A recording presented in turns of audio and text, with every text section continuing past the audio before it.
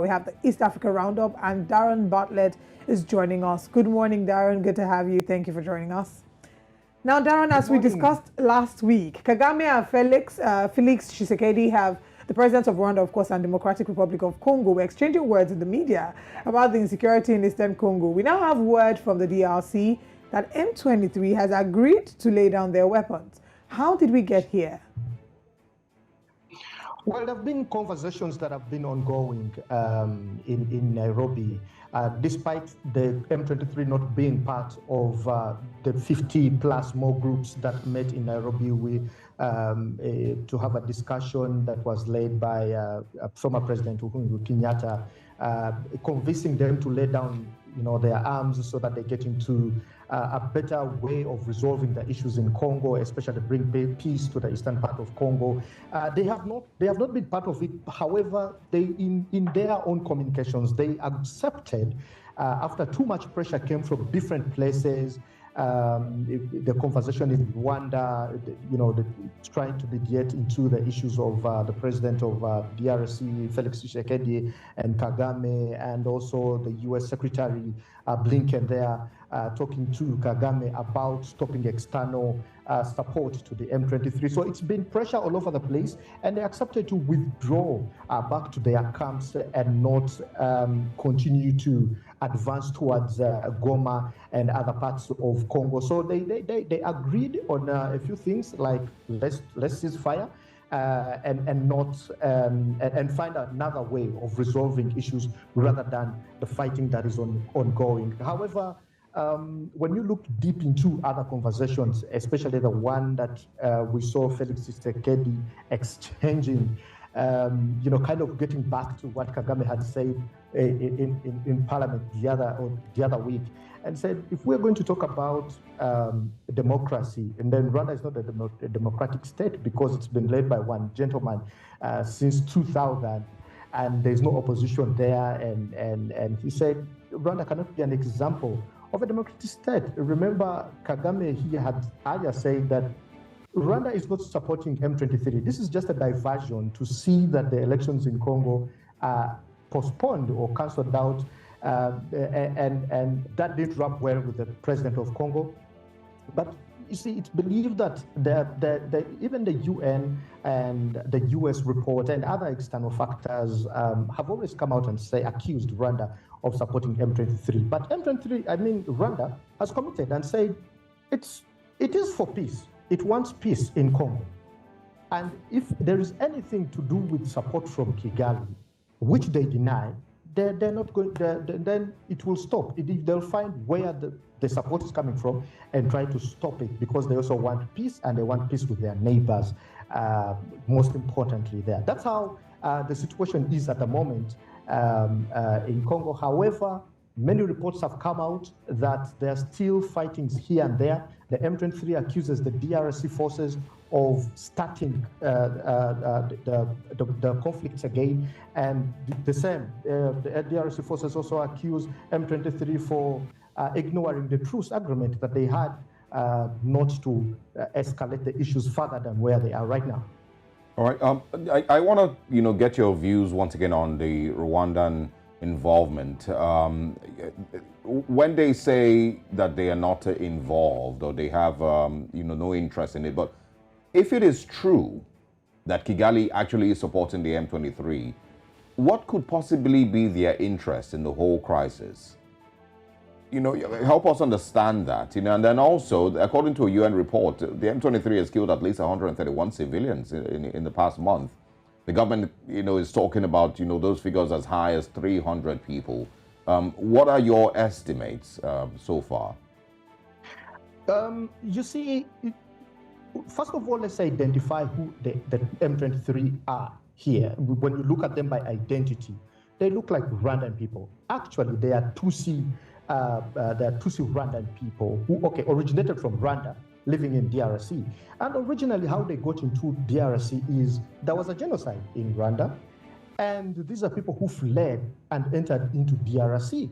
As you know, wherever there is a war, you'll have issues of immigrants, refugees, and all that comes, the consequences of any war that happens.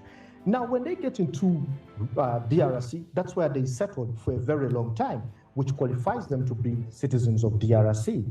However, they just feel the Tutsi-led group, the M23. If I may give you a small information here, Rwanda had two tribes, the Hutu and the Tutsi. Now, whenever I mention Tutsi, you should understand that Tutsi comes from Rwanda. That's where originally they are from, but they find themselves in DRC because of the issues that happened in Rwanda. But now that they are identified as Congolese as well, there are some rights that they feel they are privileged, they should be having or they are entitled to, that they feel they are not getting. And that is why they have been fighting, trying to advance into different places or trying to capture as much as they can in Congo and probably advance to Kinshasa or probably overthrow the government. They have always had that kind of agenda for a very long time, but they have failed since 2000, they've come to 2014, tried to advance again in 2012, to when they have come up to this year and trying to push as much as they can. Some people or some political theories, and I don't want to mention some of them, they believe that maybe Rwanda has been using these people to kind of steal minerals. Uganda was as well accused of having their soldiers in Congo and stealing minerals. As a matter of fact, Uganda was fined a lot of money as a way of compensation for the damage and the minerals that were taken from Congo. So there's that theory that maybe Kagame is supporting the Tutsis as a way, the M23, as a way of getting minerals from Congo, which Kagame and his government have continuously denied. Right. And when it comes to how many people have been, killed since they agreed 5 days ago when they had the truce agreement, the numbers really vary. UN report says about 300.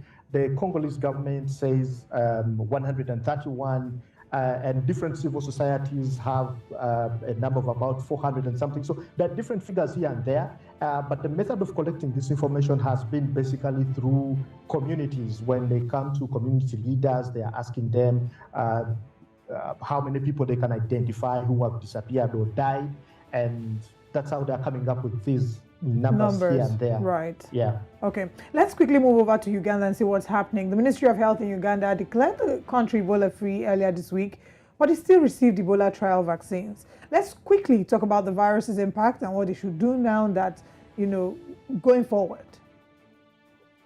As I speak now, the 7 districts that were identified to have the virus are still under lockdown because the 21 days have not yet elapsed. So those are still in the lockdown, even when Ebola has been, the country has been declared Ebola-free because they have not. You see, Ebola has a specific window in which it shows. Now, that window has passed as of now. However, because of the escapes that they had of patients who were running out of hospital and some contacts that were not, all of them were not found. By contacts, I mean those who came in contact with the patients of Ebola. Until all of them are found and tested to be completely free, you may say that now it is completely out, even when it has been declared Ebola-free. Now, the vaccines are just to get prepared in case anyone shows up with again signs of Ebola. Now, the vaccines they received, the Sudan Ebola vaccine, the one that was working in Sudan previously, because Ebola has shown up to have different types, just like COVID had. We had the COVID that came from South Africa, one from China, and then different parts of the world. It's the same thing that has happened to Ebola. There was the Congolese Ebola virus that is stayed in Congo. Even Uganda actually suffered from it sometime back in 1998 to 2000s, around there.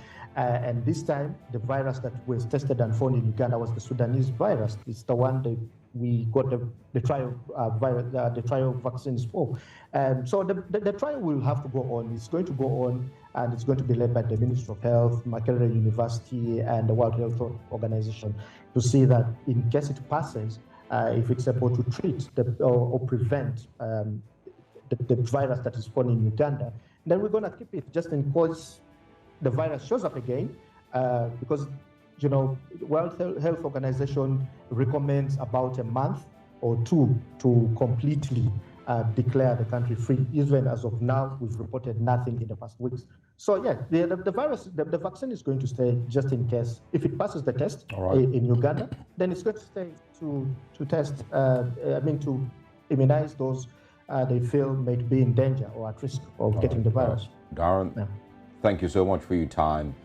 We pray for peace in East Africa, and we're of course looking forward to speaking with you again, hopefully with better stories this time. We pray for peace in Nigeria as well. We usually hear a lot of stories from the Islamists there. Absolutely.